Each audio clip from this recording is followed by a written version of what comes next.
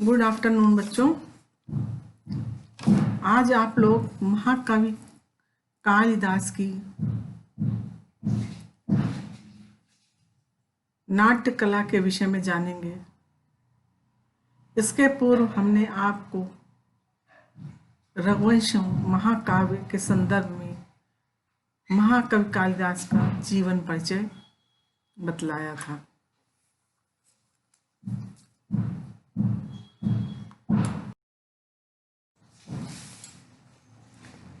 महाकवि कालिदास जी की नाट्य कला। महाकवि कालिदास प्रत्येक वस्तु का चित्र नेत्रों के सामने उपस्थित करने में पूर्णतया सक्षम हैं। वे मानव हृदय की कोमल भावनाओं, उसकी उत्सुकता, उसकी व्याकुलता, भावावेशों का अत्यंत सुंदर वर्णन करते हैं। उनका प्रकृति वर्णन केवल मनोरंजन का साधन मात्र ही नहीं है, वो मनुष्य को शिक्षा भी प्रदान करता है। कालिदास जी ने चरित्र चित्रण और वस्तुओं के सजीव वर्णन में भी विशेष कुशलता दिखलाई है। घटना संयोजन। अभिज्ञान शाकुंतलम में घटनाओं का संयोजन पूर्ण रूप से स्वाभाविक बन पड़ा है, साथ ही उसमें असाधारण सौष्ठव भी विद्यमान है।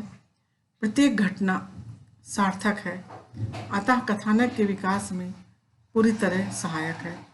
फलतः नाटक की गति स्वाभाविक और अविच्छिन्न है।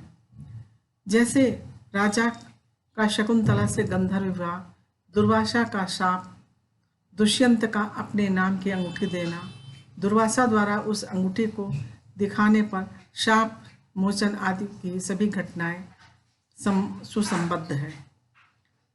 घटनाओं की सार्थकता।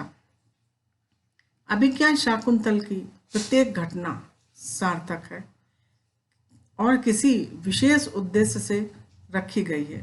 जैसे दुर्वासा से शाप में दुष्यंत का शकुंतला को भूलना, अंगूठी खो जाना, पुनः अंगूठी का मिलना, शकुंतला दुष्यंत का मिलन, कर्ण का शकुंतला की विपत्ति दूर करने के लिए सोम तीर्थ जाना आदि।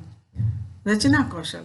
महाभारत के एक नीरस कथानक को महाकवि कालिदास जी ने अपने रचना कौशल से अभिज्ञान शाकुंतल नामक एक सरस एवं प्रसिद्ध नाटक में परिवर्तित कर दिया है। चरित्र चित्रण।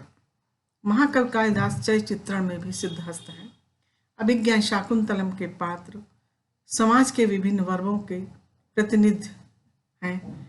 उसके प्रत्येक पात्र का अपना विशिष्ट व्यक्तित्व है।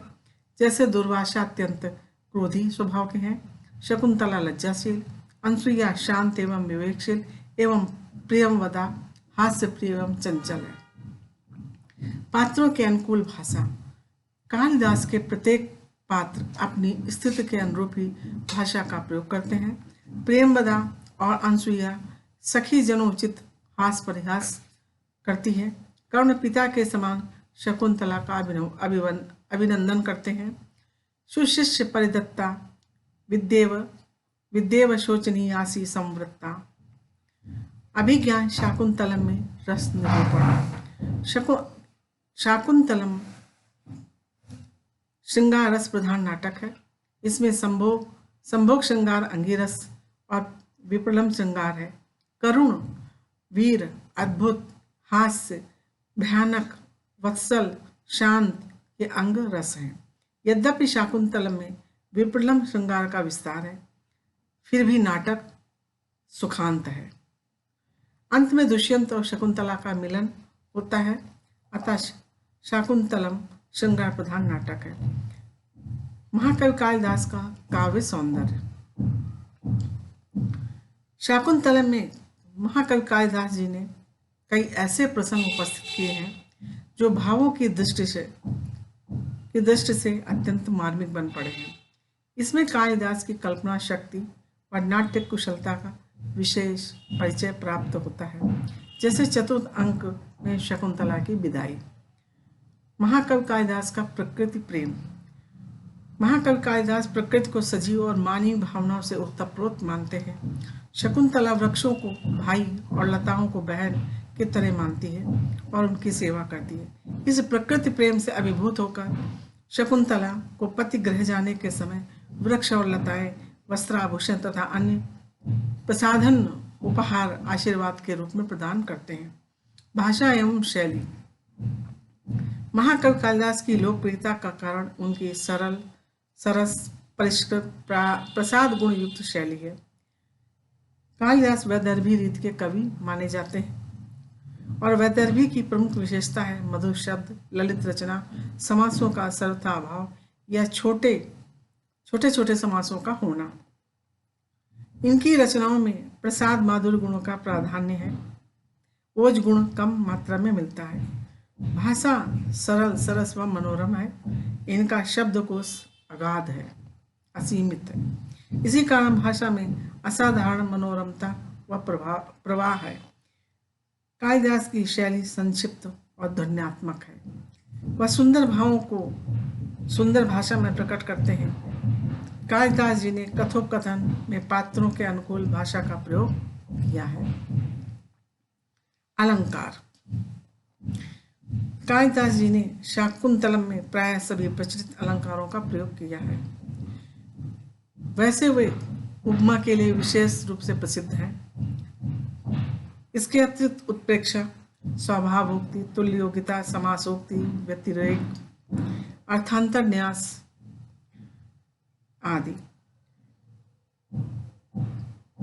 अलंकारों का भी प्रयोग इन्होंने किया है। इस तरह से ये महाकवि कालिदास की नाट्य कला